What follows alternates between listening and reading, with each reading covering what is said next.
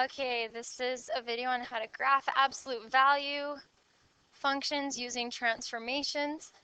So first off, we need to know what the equation looks like, and we need to know what absolute value symbols are. If you see an absolute value symbol, that's these two things right here. Those are absolute value bars. That's going to tell you instantly that the graph is V-shaped. Okay. The rate, or the slope, is A. If it's positive, the graph opens up. If it's negative, the graph opens down. So for example, if it opens up, it would look like this on our graph. If it opens down, it looks something like that. The x-coordinate of the vertex is represented by h in this equation. It is always the opposite sign. So if the sign is negative, it's actually going to be a positive. If it's positive, it's going to be negative. The k value is actually the y value, the y coordinate of the vertex.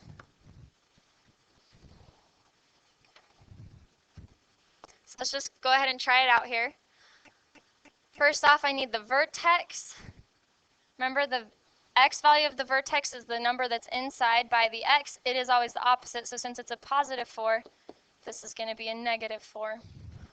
The y value of the vertex is the number outside. It stays the same, so it will be a negative 2. Okay. When it asks for vertical stretch, that's just referring to the rate. And now notice, since there's no number there, the rate is going to be 1. And since it's positive, it opens up. And that means that our slope is 1. So we go rise over run. Our slope is going to be up 1 over 1 in both directions for this graph. So for the vertex, I got to go right or left 4 because it's a negative 4. I got to go down 2 and plot a point. This point right here is the vertex of this absolute value function.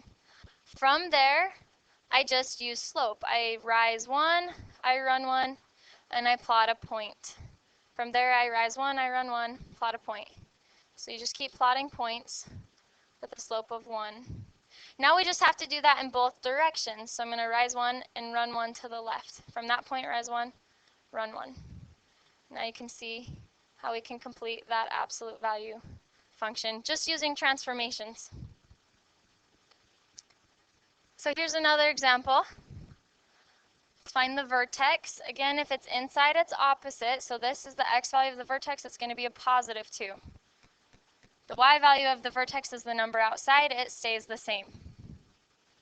The rate of this function, or the slope, is going to be 1/2. And again, that's our rise. And the bottom number is the run. Since it's positive, it's going to open up. So we're going to go right 2 to plot this vertex, and up 3, plot a point. That is our vertex. So we start there, and we're just going to rise 1 and run 2 for that slope and plot a point. Rise 1, run 2 until you run out of graph. Then we got to do that in both directions. So rise 1, run 2 in the left direction. And we have created that absolute value graph just using transformations. All right. This next example, notice there is no number inside by the x, so our x value of our vertex is going to be 0. There's no number outside, so it's also going to be 0. So our vertex starts at 0, 0. I'm going to plot that point right now.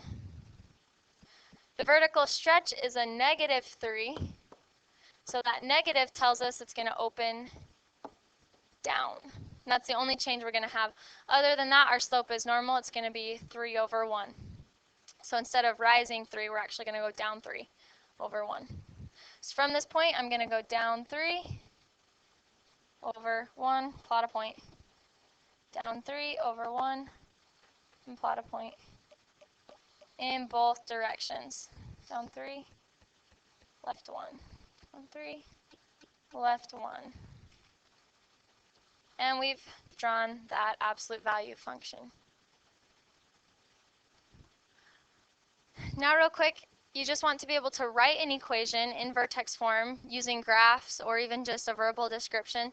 So in order to do this, I'm just going to use the equation that you see at the top, and we're just going to fill in those pieces. So I just need to find the pieces that I don't have, which is going to be the rate, the x value of the vertex, and the y value of the vertex. In fact, let's label all those. So that's the y value, that's the x value of our vertex, or slope. So first off, let's find the rate of this left graph. The slope is up 2. Whoop, nope, it looks like it goes up. Let's find some nice points. So start with the vertex. There's a nice point. That doesn't look like a nice point, so I'm going to ignore that one. Same with that point right there. This looks like a nice point, so I'm going to use those 2 points. I rise 3. I run 2. And notice it opens up. So the slope is the rise over run. We rise 3, we run 2, it opens up, so it's positive. So we've got our A value. Now we need our X value of our vertex. Well, if you look at our vertex and just write that ordered pair, I go left and right 0 and down 2. So there's our vertex. H is the X value of our vertex. K is the Y value of our vertex. So we're just going to use those and plug them into the equation. You see here. So for this first one, f of x equals, I put the slope in place of a, 3/2. Draw the absolute value symbol and your x. And then we do the x value of our vertex, which in this case is 0. We're just going to use this value right here. So you'd say plus 0 or minus 0, whatever you want to do. And then we put our k value. So plus k, which k is actually a -2 in this case. So now I'm just going to rewrite this with only the information I actually need. So I've got that slope, I need that. I don't need the plus 0. It's more proper to not write it, so we're just going to write it as 3/2 times the absolute value of x minus 2. This is our final equation off of that graph. Now we're going to try this middle one real quick. So again, we need the slope. Looks like I go up 1 over 1, so I rise 1, I run 1, get 1 over 1, which is just 1. So our rate is going to be 1. Vertex is at -4, 4. So those are our x and y values. So we're just going to use that information to write this equation for the second graph. So we put the slope 1, absolute value symbol, our x, and then we put the x value of our vertex, which is a -4, but if it's inside, it's opposite. So you're going to add 4. Then we put the y value of our vertex, and it's just going to be a plus 4. Now we're just going to rewrite. Sorry, I had to pause the video for a minute. Rewrite this equation with only the stuff I need. I don't need the 1 there. If it's not there, we just assume that the rate is 1. But I do need the plus 4 inside and the plus 4 on the outside. So there's the equation for that function. All right, last example. Check the rate. Looks like it's also 1. So I'm going to write this one without putting this extra stuff there. So I don't even need to write the rate. The vertex looks like it's at -2, 0. So let's write our absolute value bars. Again, I don't need the 1 in front. X. The x value of our vertex is -2, but remember it's opposite, so it's going to be +2. Close our absolute value symbol. And then the y value of the vertex is 0, so I don't need to add the plus 0.